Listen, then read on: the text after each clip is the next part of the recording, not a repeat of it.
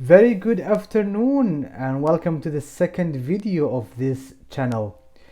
So today I'm gonna just touch on the surface or speak broadly speaking about the concept of understanding disability, advocacy and inclusion.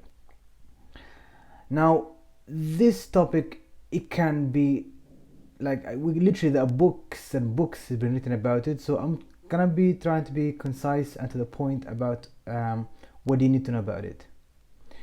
Disability, it's a social societal fabric, right? Just like we have people with different colors, different sizes, different whatever, we have disability is just a different part of the society. It can be something that people born with or something develops at a later stage. Do you actually know that 70% of disability is invisible?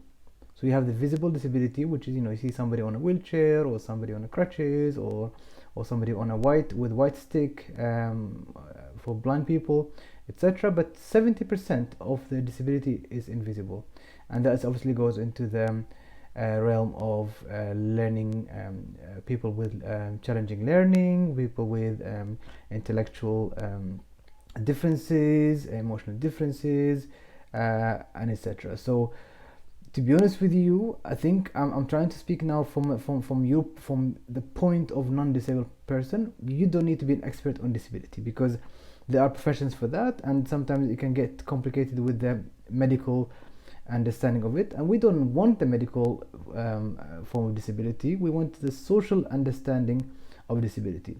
So instead of trying to get in details of what's the issue of this person in terms of their disability, trying to ask yourself a question: how can I accommodate the need of that disability?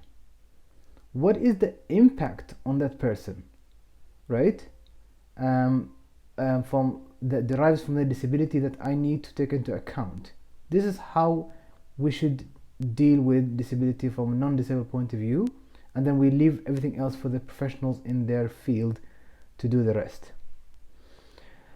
Now we have advocacy, and we have a and by the way, I didn't mention that, of course, for most of you would know this, that more than 1.3 billion people around the world classified having certain type of disability. So that's the size of the Chinese population. That's huge, right? And it's funny enough, or ironically enough, or sad enough, that we a lot of places, a lot of systems, a lot of policies are not designed to include the what they call them, the largest minority group. But that's a discussion for another time probably. So going to the second point about advocacy.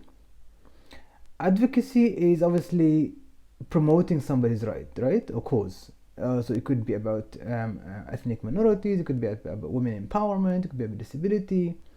And here is quite an important point.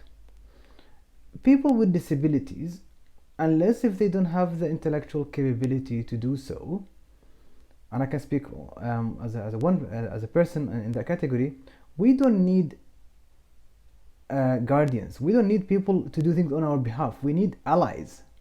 So I want all of you to promote my cause and the cause of the 1.3 billion people around the world, but I don't want you to speak on my behalf in conferences, in places, and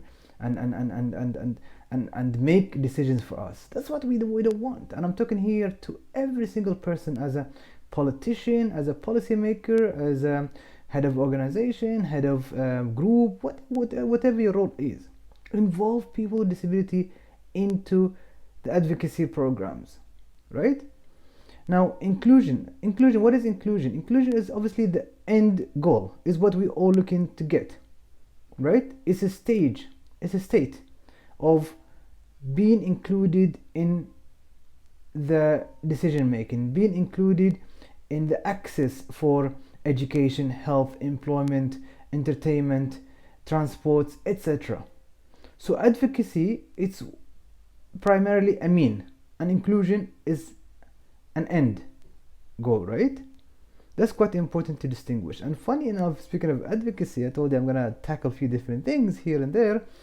Um, it's sometimes it can be quite extreme and rebel, and that's obviously not wanted, but sometimes it's essential.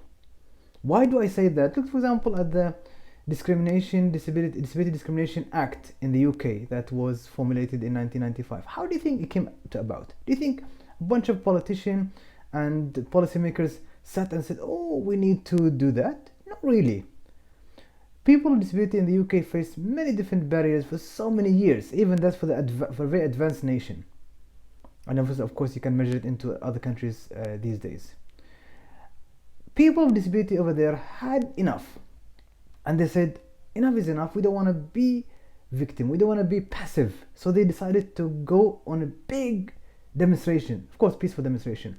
People chained themselves into lorries. People literally sat on the road, blocked cars, and then of course police came and arrested so many of them. And the irony here is that when police arrested those people with disability, they took them to the prison, but they couldn't jail them. Guess why? Guess why? Why not? It's simply because they did not have the access places to get them inside the jail. And they're like, it was an irony. It was like, oh my god, like what is this, right?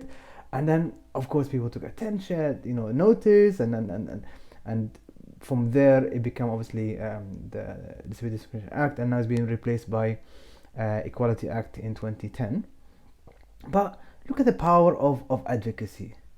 So for the corporate world, of course, the language understood is inclusion, diversity and inclusion. So diversity leads to inclusion, and in the outside corporate world, you have advocacy, you have people who, and advocacy can be very peaceful as well. It can be through art, it can be through music, it can be through training, it can be through many different things.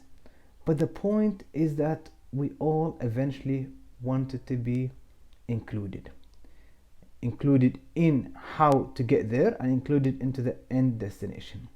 Now, do I expect the world is going to be a rosy place and all inclusive? No.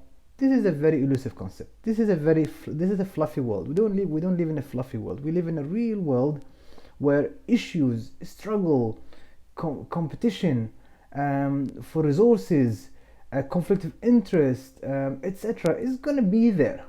That's why one of the reasons why I've launched this channel is to speak about these things, is to say people with disability can be, or a lot of them are highly educated and passionate about their cause, and they want to take charge of their cause.